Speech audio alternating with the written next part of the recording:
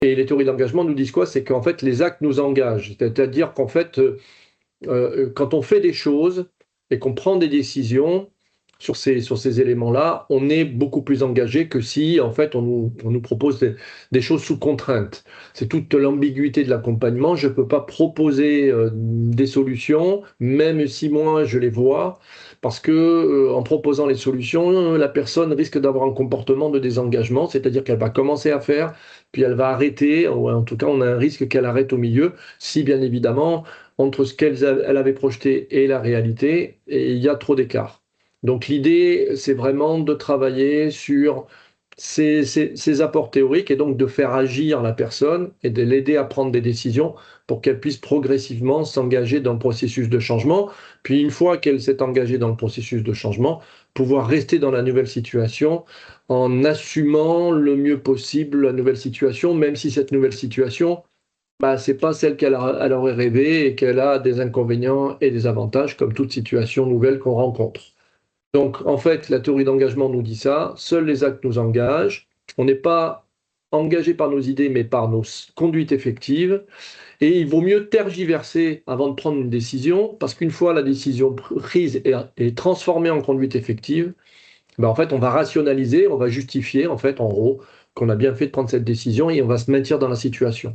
Donc, vous voyez, bon, très rapidement, tout l'intérêt de fonctionner de cette manière-là et l'application, elle est faite pour ça. Poser des actes sur le parcours, c'est-à-dire en fait, sur quelque chose d'assez théorique, sur un objet théorique, tergiverser, c'est-à-dire peser le pour, peser le contre, revenir dessus, se dire tiens, j'aimerais bien avoir cet objectif-là, je commence à travailler dessus. Ah ben non, en fait, tout compte fait, je change d'objectif, qu'est-ce que ça donne? La tergiversation est hyper importante, bien sûr, par l'action, et ensuite, ben, prendre la décision d'y aller, c'est mon go et no go, hein, c'est un petit peu mon sujet ici, là, d'y aller ou de ne pas y aller, mais on sait que si la personne a fait les activités préparatoires, ben, dans le go, elle va mettre plus facilement en œuvre les étapes, parce qu'il y a le processus d'engagement qui se met en place, mais aussi parce qu'elle a une vision de comment elle veut faire les choses, et donc elle a accès à l'autonomie très renforcée sur une activité qui est une activité hyper technique, rechercher du travail, changer de situation, que ce soit pour le social, que ce soit pour le socio-pro ou pour le pro, ben en fait, les gens n'ont pas de méthode et ne sont pas forcément très formés à de pouvoir appréhender cette nouvelle situation avec une méthodologie cohérente que elle a de nouveau intégrée, c'est la dimension pédagogique. Voilà, bon, je vous passe ça, mais en fait, la théorie d'engagement nous dit quoi? Vous voyez, ça c'est la sphère des idées, la sphère des actes.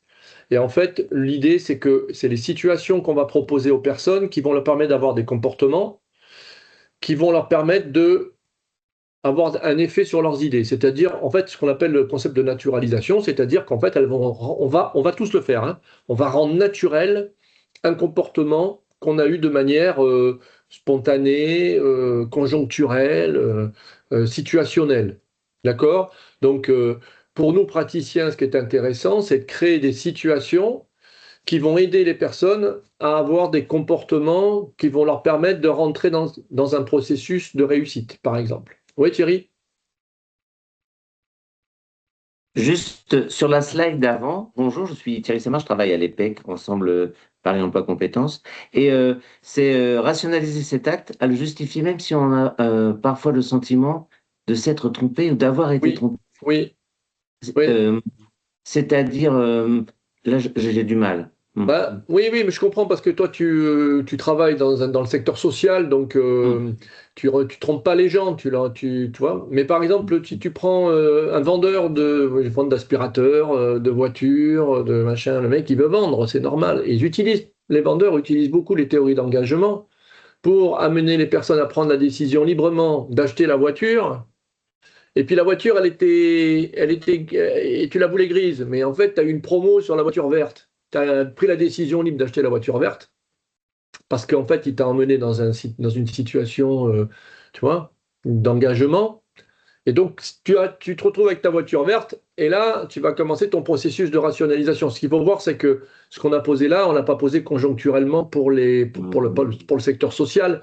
C'est un outillage. Et l'outil, tu peux l'utiliser comme tu veux. Tu Oui, vois. oui, oui. Donc Non, ça, ça c'est me vraiment les faisait, je apports comprends. théoriques. Ouais, je comprends. Non, ça faisait fi de ma sincérité habituelle.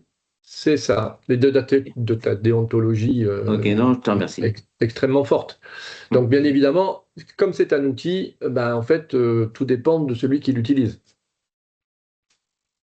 Merci pour la remarque, tu as bien raison. Ça aurait pu rester un petit peu confusant dans les têtes de chacun. Donc, encore une fois, la question, c'est d'arriver à aider la personne à rentrer dans un processus